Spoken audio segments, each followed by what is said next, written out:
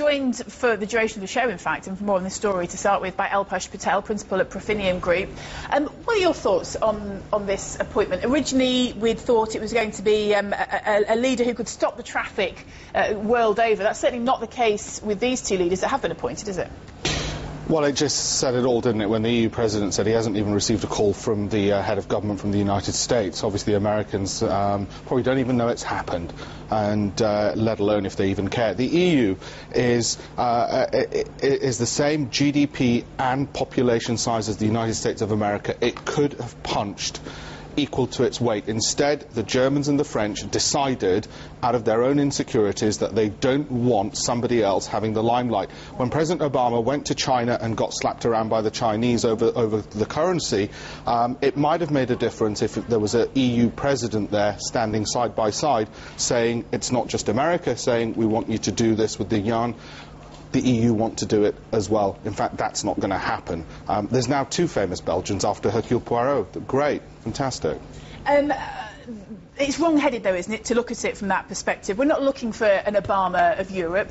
Europe is a union made up of independent nation-states still, and those nations have to be respected in their own right. We can't expect to have a leader who's going to be an equivalent of Obama. If you want to have the power and leverage of the United States on the world stage, then this was the opportunity at which to do it. Because, as I said, collectively, you've got the GDP of the US within the EU. If you want to be a collection of states such as Luxembourg and Belgium and punch according to that weight, that's fine. Do this. OK, Alpesh, we'll get some more from you on some other issues. Alpesh Patel will be staying with us for a bit longer, Principal at Profinium Group.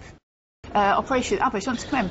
Dave, if they've been obviously evading tax, why isn't it simply a case of prosecuting them? Why go the softer route of saying, well, you can have a lower penalty? Shouldn't they be just whacked with a heavy penalty? Well, two things to say about that. We can't prosecute them all. We'd jam up the courts forever. So that's the first thing.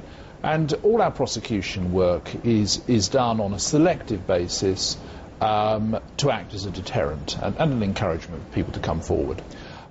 We want people to have a chance to come forward with the incentive of a small penalty, because then things are relatively easy to process. But if they don't come forward, we'll investigate, and as you say, the penalty will be very big, between 30 and 100% of the tax not paid.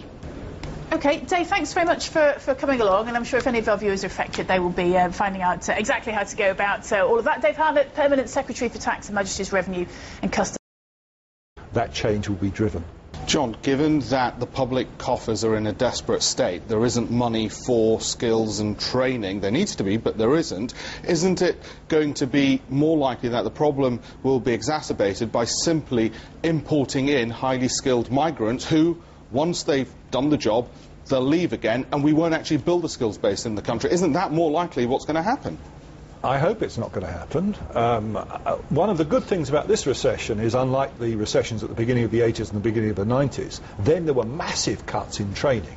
It hasn't happened this time, and the government is maintaining a fair amount of money going into training. I don't think it's enough, but it's there.